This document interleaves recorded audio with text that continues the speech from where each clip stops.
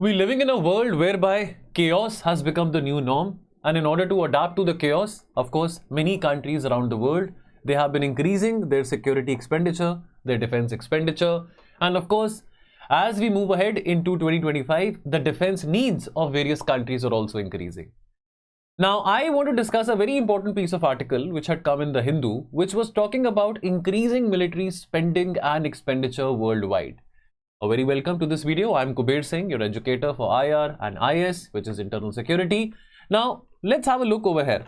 See, recently there was this NATO summit, and in the NATO summit, it was pledged and it was obviously dictated, shall we say, by Donald Trump, that look, every NATO country, whether you are a small country like Spain or Portugal, or whether you are a very big country like Germany or America, you would have to spend 5% of your GDP towards core defense requirements, and therefore this spending has to increase up to 2035.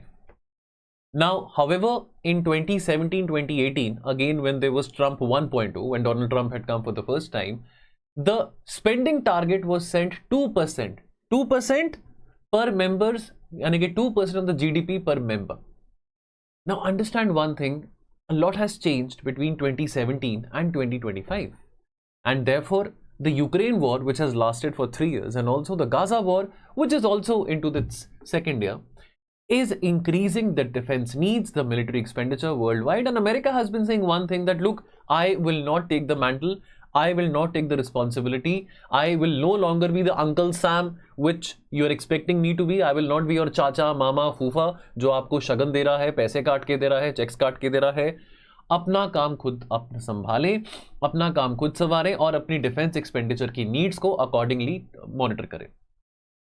Now the Stockholm institute of peace and research, इसकी एक report आई है और ये इस report में कुछ यहाँ पे ट्रेंड्स ऑब्जर्व करे गए हैं ना. ये रिपोर्ट को बहुत डिटेल में आप जरूर पढ़िएगा. इसका जो रिपोर्ट के हाईलाइट्स हैं ये आपको बहुत इजीली मिल जाएंगे वेबसाइट पे, और इवन द हिंदू एक्सप्लेन्स के आर्टिकल्स में आपको ये सब कुछ मिल जाएगा.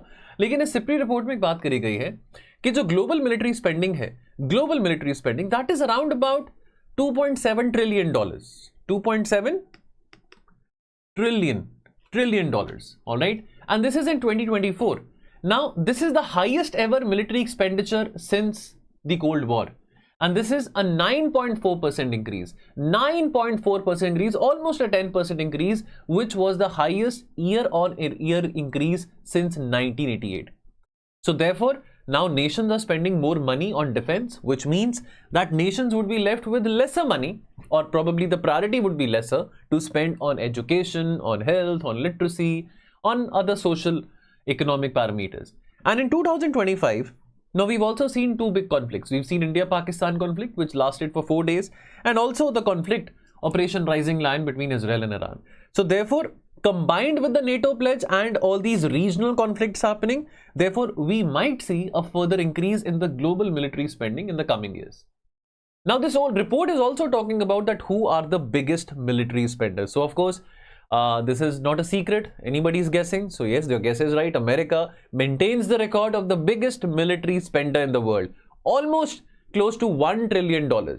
So if globally the military spending is around about $2.7 trillion, America alone is spending close to $1 trillion, followed by China, which is spending around $314 billion, Russia at $149 billion, Germany at around about $88.5 billion, and India is among the top 5. So India is also spending close to $86 billion. So these are the top 5 military spenders. But look at the gap. Look at the gap of the military spending between a country like America. And so if America is having the first, America अगर class में first आ रहा है, look at the जो बच्चा second आ रहा है, lot of gap. तो China और अमेरिका के बीच में जो गैप है मिलिट्री स्पेंडिंग का, that's almost around about $650 billion. That's a lot of money. Now 80% of the total worldwide military spending is being spent by the top 15 military spenders. So which means 80%, I know a bit of CSAT over here. तो 80% of $2.7 trillion कितना होता है, calculate कर लीजिएगा. 80% of this money is being spent by the top 15 military spenders. And the 32 NATO members, of course, NATO was 30 members before the Ukraine war. Finland and Sweden joining in makes it 32. So combined spending is around about $1.5 trillion. which makes it around 55% of the global military spending. All right. Now, of course, let's understand one thing, that there are small countries in NATO as well which do not want to increase that spending. वो कह रहे हैं कि भाई हम अब क्या करें, हमने अपना घर चलाना है, हमने बीवी बच्चे पालने हैं, हमने रोटी पालनी है, रोटी खिलानी है, अगर इतना ही पैसा हम मिलिट्री स्पेंडिंग पे लगा देंगे तो हम क्या खाएंगे? And I'll talk to you about that as well. If we talk about in terms of percentages, percentages and numbers both can be different things. Among the top 20 spenders, now we are not including countries like Ukraine, Russia, Israel, जो कि अभी war में है. The highest spenders in terms of percentage is Saudi, 7.3%, Poland, 4.2%, America, 3.4%. And the rest of the countries, they fall within the range of 2.6 to 1.3% in terms of GDP percentage. So which means one country across the world which is spending the maximum proportion of its GDP towards military expenditure is Saudi Arabia, 7.3%. All right, because USA as a proportionate to its GDP is spending 3.4% of its GDP. America ki 3.4% of America's GDP is towards defense. Poland ki 4.2% of the GDP is towards defense. Now let's also understand this diktat by NATO, obviously, under the fear of Donald Trump. Now that also leaves little space for the rest of the countries and for the other NATO members कि वो और social welfare expenditure पे क्या खर्च करेंगे. Now have a case in point over here is Spain. Spain is spending only around 1.24% of GDP on defense. And Spain said that look, we are an independent sovereign country. You cannot dictate us कि हमको अपने पैसे कहाँ खर्च करने हैं, कहाँ नहीं करने हैं. हमने कोई लोन नहीं लिया हुआ NATO से, and therefore we cannot agree to the new NATO target because it is unsustainable, it is unreasonable, because we have because that would involve extra burden of 300 billion euros, and ultimately we would have to cut down on some spending or the other. You see, if we end up burning so much of money, then we'll have to deprioritize or we have to reduce certain other areas. Perhaps our expenditure in health or education would go down if we end up spending so much in military. So Spain is saying that look, we cannot afford to do that. Also to be noted that even if we talk about the previous target of 2%, there were 9 NATO members who were not even able to maintain that 2% of the GDP target by 2024.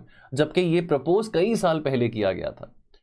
Alright, now let's talk about United Nations as a whole. Now we've spoken about the global expenditure, the global military spending of around $2.7 trillion.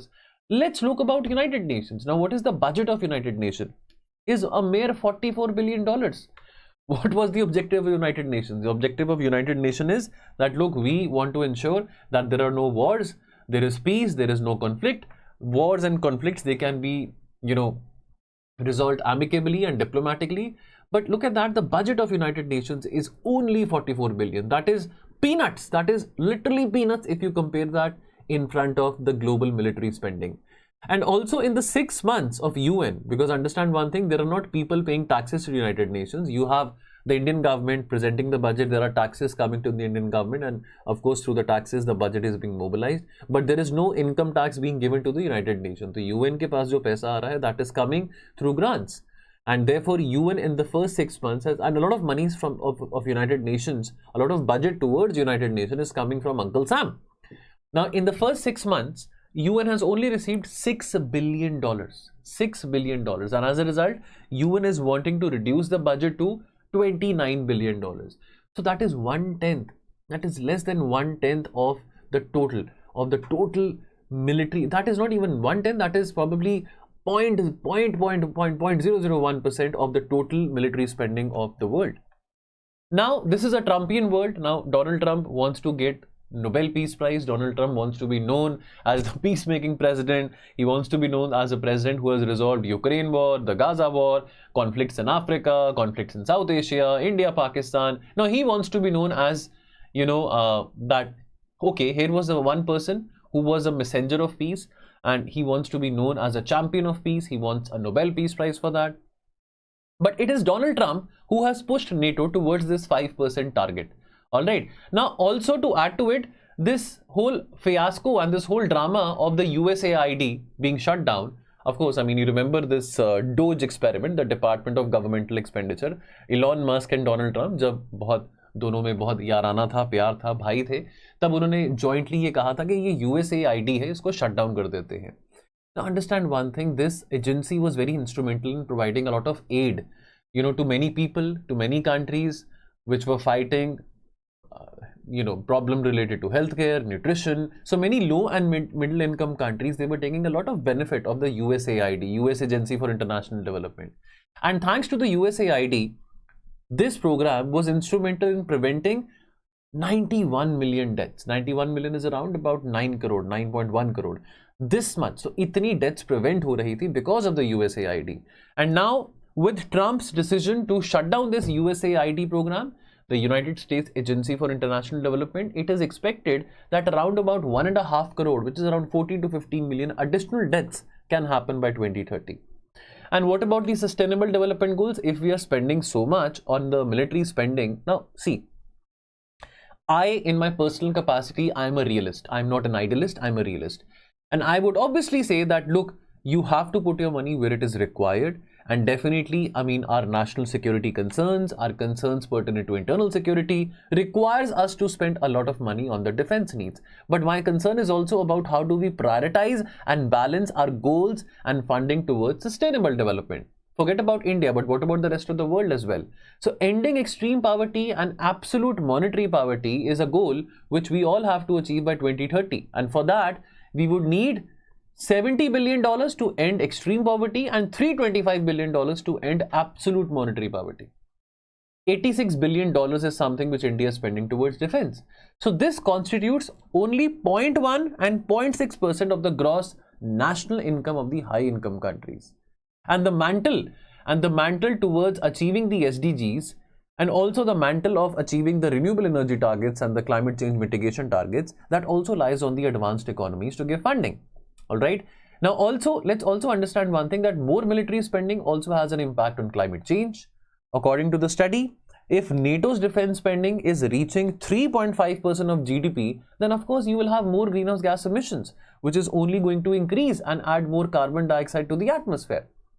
Now let's have a look and let's use this data, and perhaps this data can be very useful for you as well to write in the essay paper or even in your GS papers as well. Even in your GS papers as well, if you're talking about social dynamics in your GS paper 1 specifically, जहाँ पे social issues के बारे आपसे पूछा जाता है. Now the funds allocated by the Center for Ayushman Bharat, now this health insurance program is covering 58 crore people. And what is the budget? The funds allocated is around 7,200 crores. India is spending 2.3% of its GDP on the military. Whereas the public expenditure on health, despite COVID coming in, despite so many warnings that we need to increase, our expenditure on health is still less than 2%. Even less than the 2.5% target which was set by the National Health Policy, and obviously much less than the 10% mark which is contributed, which is spent by most of the developed countries. And before I leave you, let me also tell you one thing. Do you know that countries like Lebanon and Ukraine, they are spending more than 30% of their GDP towards defense spending, and this much of spending towards defense can be very consequential and can ruin the middle and the low income countries. And if my memory serves me correct, Lebanon and Ukraine by no means are advanced economies.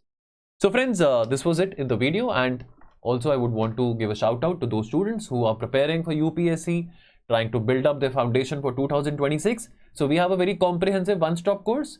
If you are keen to join us, please do join us. Please do get in touch with us, and we would be very happy to assist you. I will see you very soon. Thank you.